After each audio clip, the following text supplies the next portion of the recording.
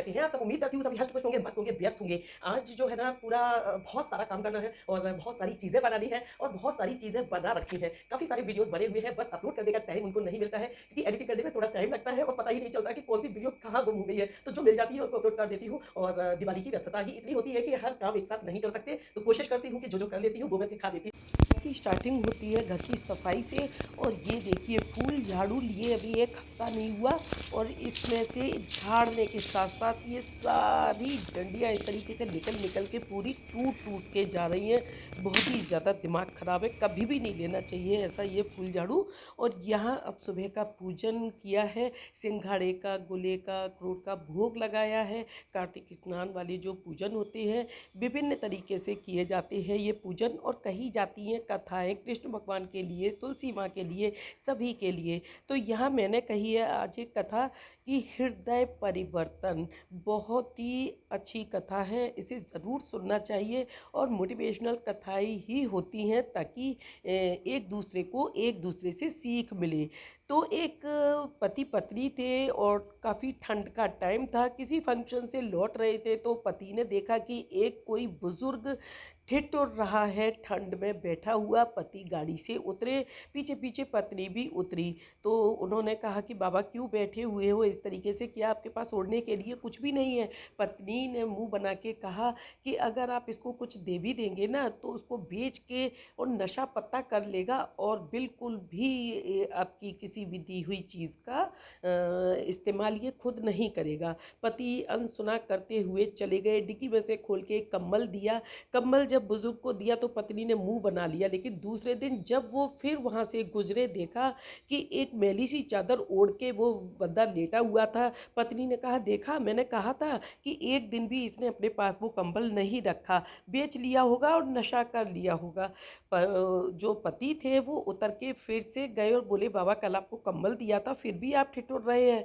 तो उन्होंने दिखाया, दूर एक लेडी जो थी उसको ओढ़े हुए सो रही थी और दिखाया और बोला कि बेटा वो विकलांग लेडी है और आने जाने वाले उसको गलत नज़र से देखते हैं, वो कहीं आ जा नहीं सकती, इसलिए मैंने वो कंबल उसको दे दिया कि मेरे पास कम से कम ये फटी हुई चादर तो है, मैं तो इससे ढक लूँगा लेकिन वो किससे मांग के लाएगी।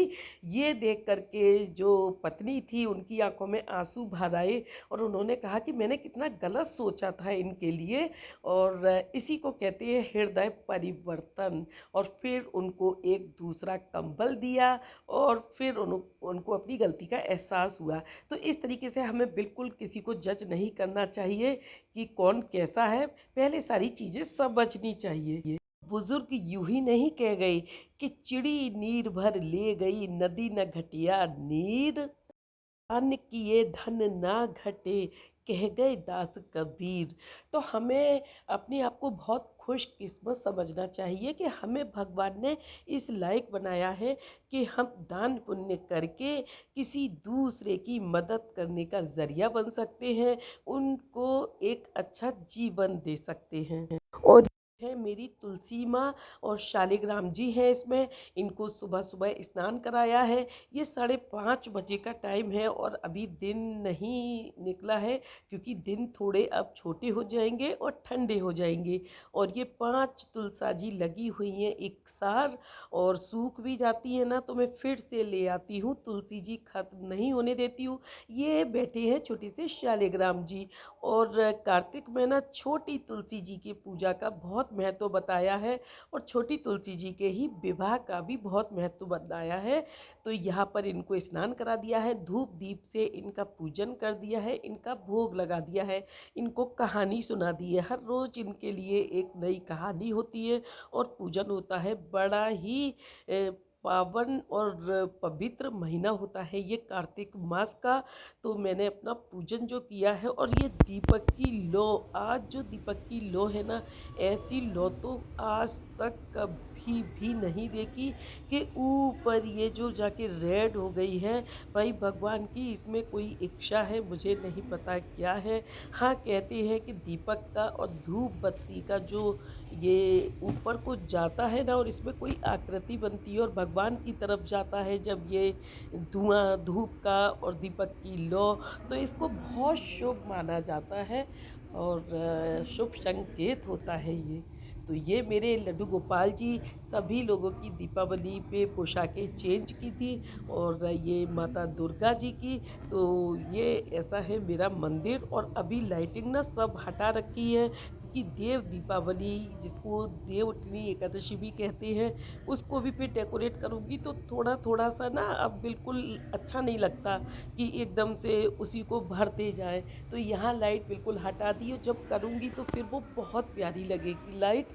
तो बस ये है मेरा मंदिर और ऐसी है मेरी पूजा। हाय एवरीवन, कैसे हैं आप सब? उम्मीद करती हूँ सभी हष्ट पुष्ट होंगे, मस्त होंगे, व्यस्त होंगे। जब सुबह सुबह 3 से 4 बजे तक के बीच में हमारी आँख खुलती है, इसका मतलब होता है कि कोई दैवीय शक्ति हमें उठाना चाहती है और वो टाइम ना हमें अपने पूजा पाठ में लगाना चाहिए। और उसके साथ साथ ना कोई भी बैठ के भजन कीर्तन कुछ भी ऐसा कर सकते हैं। अगर उठने में सक्षम नहीं है तो अपने बेड पर ही बैठ के अपने इष्ट देव का ध्यान करें, क्योंकि वो समय जो होता है ना ब्रह्म मुहूर्त का समय होता है। योगा करें, मेडिटेशन करें, बहुत फ़ायदे होते हैं इससे हमारे शरीर के लिए। बहुत सारी बीमारियों से होता है हमारा बचाव। मैं कर रही हूँ कार्तिक स्नान, तो देखिए कार्तिक स्नान मेरा पूरा हो चुका है, पूजा कर चुकी हूँ और ये सुबह का नज़ारा है। इसमें देखिए इस तरीके से चारों तरफ धुंध सी छाई हुई है और छठ पर्व चल रहा है तो सूर्य को अर्घ देने का दिन है आज का दिन। तो मैं भी देख रही हूँ कि आज रविवार है और सूर्य देवता को जल देना है, क्योंकि कार्तिक स्नान में ना सभी पूजा पाठ करने के बाद फिर देते हैं सूर्य देवता को जल। तो अभी तो यहाँ कुछ भी नहीं दर्शन हो रहे हैं और देखूँ कैसा नज़ारा। चारों तरफ सर्दी इतनी नहीं है, हाँ सुबह के टाइम हल्की थोड़ी सी ठंडी ज़रूर है। सुबह सुबह जब उठ जाते हैं ना तो अपनी दहलीज को ज़रूर प्रणाम करना चाहिए। और अभी इन दिनों ना मैं वॉक जो करती हूँ वो नहा के करती हूँ, क्योंकि कार्तिक स्नान में ना सुबह के टाइम तारों की छाँव में ही नहाया जाता है और पूजा की जाती है। और जब वॉक करने आती हूँ ना तो थोड़ा सा लगता है, हल्का सा थोड़ी सी ठंडी सी लगती है। जब वॉक करती हूँ तो फिर स्वेट आता है तो बिल्कुल नॉर्मल हो जाता है सब कुछ। और ये मैं अपने कॉरिडोर में ही करती हूँ मॉर्निंग वॉक।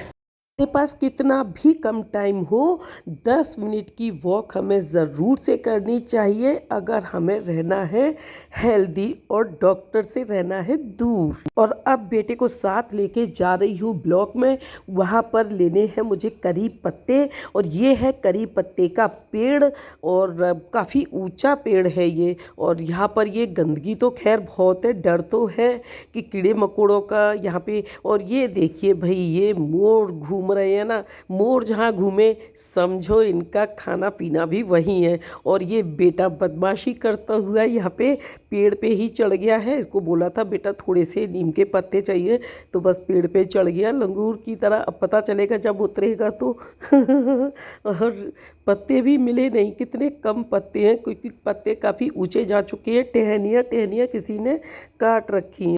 अब पता नहीं कितना ऊपर जाने की कोशिश में है, बहुत रोक रही हूँ लेकिन खुद डर लगेगा तभी आएगा। ये लो पहले ये लो, पहले ये ले लो। आओ आओ आओ।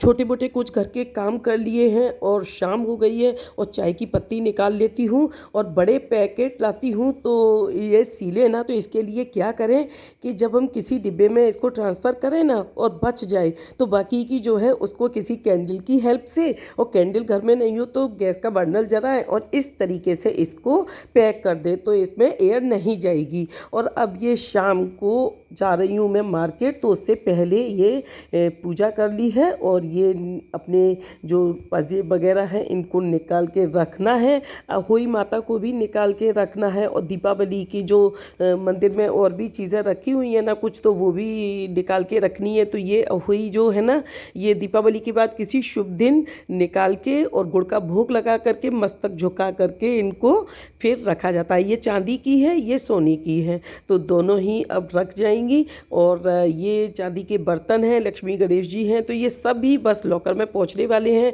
हाँ, ये हल्दी की गांठ वगैरह है, ये कुंजा है, ये होती है ना तो ये पूजा में इस्तेमाल होती हैं। तो बस इसमें कीड़े ना लगें और देख लें, एक पोटली भर के रख दें। और ये माला है कमल गट्टे की, बहुत जल्दी ख़राब होने का डर रहता है तो इसको भी थोड़ा सा धूप दिखा दी है मैंने। और गोमती चक्र है, ये कौड़ियाँ हैं, तो सभी चीज़ें धूप लगा के एक बार चेक करके रखें ताकि ये कीड़े ना पड़े, इसमें ख़राब ना हो जाए। ये लाई थी कपड़े तो बेटे को बिल्कुल भी पसंद नहीं आई है क्योंकि वो क्वालिटी नहीं है जितने पैसे इसमें खर्च हुए हैं। तो अब बहुत बड़ा टेंशन है कि उनको वापस करने जाना है और वापस करने के बाद ना जितनी बार जाती हूँ उतनी बार और ज़्यादा पैसे लग जाते हैं। आज पता नहीं क्या होगा और देखती हूँ जाके मार्केट में और कहूँगी कि बस जो न्यू उन्होंने शोरूम खोला है वो पुरानी शॉप के मुकाबले में ज़ीरो लगा मुझे। तो कुछ भी क्वालिटी नहीं है। जो मैंने लास्ट ईयर खरीदी थी ड्रेस वो आज फ्रेश में मिल रही है। जैसे होता है ना कि छटनी हो जाती है किसी चीज़ की, तो भई बहुत दुःख हुआ ये देख कर के। मैं तो सेकंड टाइम ही गई थी यहाँ पे जब से ये न्यू बना है तब से, और जब पूरा देखा है तो मुझे 2 पैसे की क्वालिटी नहीं लगी। अब तक लोगों के मुँह से मैंने सुना था कि भई शिव हरे ने शोरूम तो बना लिया लेकिन अब उन्होंने क्वालिटी बिल्कुल डाउन कर दी है। काम हो चुकी है और जा रही हूँ मार्केट और पता नहीं क्या क्या फेस करना पड़ेगा। भाई एक्सचेंज करने के टाइम पे ना बहुत ज़्यादा प्रॉब्लम करते हैं। और ये आ गए हम शिवरी गारमेंट्स पे और अब ऊपर जाके बस कोशिश है कि मूड ख़राब ना हो। और बोल तो दिया है कि कशी बोलेगी लेकिन कशी कुछ नहीं बोलेगी, मुझे ही बोलना पड़ेगा।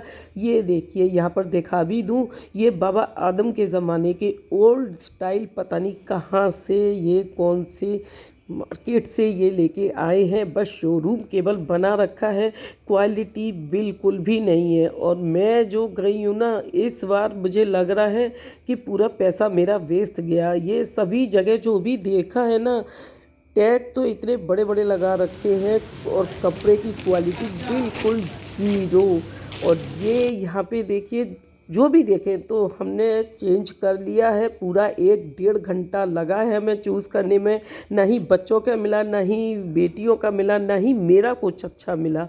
तो बस पैसे तो वापस नहीं मिलने होते हैं तो यहाँ से। आज मुझे ये यकीन हो गया क्योंकि जो भी हमने कपड़ा देखने मांगा चाहे वो बच्चों का हो, खुद बहुत थक गई तो मैंने डिसाइड किया कि मैं अपने लिए ही चूज़ कर लेती हूँ। लेकिन सबसे ज़्यादा कष्ट कहाँ हुआ कि बस अब ज़्यादा कुछ मैं कहना नहीं चाहती और यही कहूँगी कि बिल्कुल भी वो बात नहीं है जो कभी शिव हरि का नाम बिका करता था। यहाँ पे बेटियों को खाने थे पटाखे। भाई पता नहीं क्या मज़ा आता है पटाखे खाने में। मैं तो बिल्कुल भी लाइक नहीं करती, जब बहुत ज़िद पड़ जाए तो बस ज़रूर टेस्ट कर लेती हूँ। और ये स्टेशन रोड पे ना फेमस है, गर्ल्स का, लेडीज़ का, जेंट्स का, सभी का जमाव बाड़ा रहता है यहाँ पे बहुत। आंटी नमस्ते। और ये दोनों सिस्टर्स, बेटी की फ्रेंड है ये नंदू, और मैं इसे नंदू कहती हूँ, नंदनी और साक्षी। दोनों तो दोनों बच्चियाँ मिल गई, बड़ा अच्छा लगा बात करके। और बस बच्चे बड़े हो जाते हैं तो सभी बाहर जाते हैं तो कहाँ मिलना हो पाता है। काफ़ी दिन हुए थे मिले हुए और पीछे से आके एकदम से आंटी नमस्ते, चौंक गई कि कौन आ गया पीछे से पहचान का। और बस ये डोसा, चाउमीन और ये मोमोज़ वगैरह, बस बच्चे खाएं खुश रहें। और मैं तो ये बिल्कुल भी कुछ भी लाइक नहीं करती। हाँ, बच्चों के साथ थोड़ा उनको कंपनी ज़रूर दे देती हूँ। और कोई गरम करके खा रहा है, कोई कैसे खा रहा है, तो अपना अपना सब खाएंगे तरीके से। और मैं सोच रही हूँ कि अब क्या बनाऊँ भाई, देखती हूँ कुछ है किचन में या नहीं है। बहुत थक जाती हूँ, काफ़ी ज़्यादा वर्क हो जाता है इन दिनों। दीपावली का रथ जगह तो सभी जगह होता है लेकिन अभी नो हमारे घर में चल रहा है बड़ा वाला रथ जगह। रात के 2 बजे हुए हैं, बेटे को लगी हुई है भूख तो मैं बना रही हूँ उसके लिए अब पराठे, अजवाइन वाले पराठे बनाऊंगी जो चाय और सब्जी के साथ खाएंगे हम। और मैं भी खाऊंगी क्योंकि भाई मेरा ओसे डोसे से पेट बिल्कुल भी नहीं भरता। मैं बिल्कुल भी लाइक नहीं करती इन चीज़ों को। हाँ, बच्चे जब खाना चाहते हैं तो उनको मना भी नहीं कर पाती। इडली के लिए भिगोया है राइस और उसको भी अच्छे से भीग गया है, धुल के रख दिया है। पीसूंगी उसे और मॉर्निंग में बनाऊंगी फिर मैं इडली। किचन में आते ही जरा सी आवाज़ होती है ना तो ये आवाज़ आ रही होगी गुटिरगू गुटिरगू। तो ये कबूतर सबसे पहले जग के बैठते हैं और इनकी गुटुरगू सुन के ना बड़ा दिमाग ख़राब होता है। इधर डॉगी भी बो बो करने लगता है। पता नहीं इन लोगों को मेरे से क्या दुश्मनी है, या पता नहीं मेरे से दुश्मनी इनको है या मुझे इनसे दुश्मनी है। ना रात में सोती हूँ ना इनको सोने देती हूँ। बेटे को ना अजवाइन की पूरी पराठे बहुत पसंद है, तो लेट नाइट ना बस यही एक ऑप्शन है। बस मुझे बोला मोम आप खाना नहीं खा रही आज, तो मुझे लगा कि शायद भूख लगी है और डायरेक्ट नहीं बोल पा रहा कि मैं भूखा हूँ। तो बस फटाफट से बना देती हूँ ये अजवाइन के पराठे। और जब अजवाइन के पराठे बनेंगे तो फिर तो सभी की आँख खुल जानी है। धीरे धीरे एक एक करके चारों उठ गए हैं और बस खाना वही एक एक दो दो पराठा है। और ये पराठा जो बनता है ना बड़ा मस्त लगता है। ये देखिए अजवाइन इसमें अच्छे से डाली हुई है, हल्का सा घी का मोयन लगाया हुआ है, तो बहुत ही क्रिस्पी बनता है ये पराठा, और वो भी लोहे के तवे पे। भाई रेगुलर जब बनाते हैं ना हम, तो उसमें रेगुलर हमें कढ़ाई जो है लोहे की ही लेनी चाहिए, और तवा जो है वो लोहे का ही लेना चाहिए। सब्जियों का बस कलर थोड़ा चेंज होता है लोहे की कढ़ाई में, लेकिन बनती बहुत पौष्टिक है। हमारे लिए लोहा भी बड़ा ज़रूरी होता है हमारी बॉडी में। तो कैसे मिलेगा हमें? लोहे की कढ़ाई में सब्जियां बनाएंगे तभी तो मिलेगा भाई, उसको और किसी तरीके से तो पी नहीं सकते ना। तो यहाँ पे ये जल्दी जल्दी से सेक लेती हूँ पराठे, और भाई अब ये देखिए फूले फूले पराठे रेडी हैं, और आपका भी देख के मन ज़रूर से चला होगा। इसमें ना हल्का सा अगर मसाला मिला लेते तो सब्ज़ी की भी ज़रूरत नहीं पड़ती। और एक दूसरी तरफ बन रही है चाय अदरक मसाले वाली, तो चाय के साथ मैं तो खाऊंगी चाय के साथ। तो ये आ गई मेरी बाहर के गिलास चाय, और इसके साथ ये पराठे। तो बस हो गया काम बढ़िया। भूख तो लगी हुई थी, लेकिन कहते हैं ना कि एक अगर कोई इशारा कर दे तो दूसरा भी उसके सहारे चल देता है। हाँ, एंड करती हूँ अपना ब्लॉग। उम्मीद करती हूँ कि आप लोग को ज़रूर से पसंद आया होगा। Thanks for watching.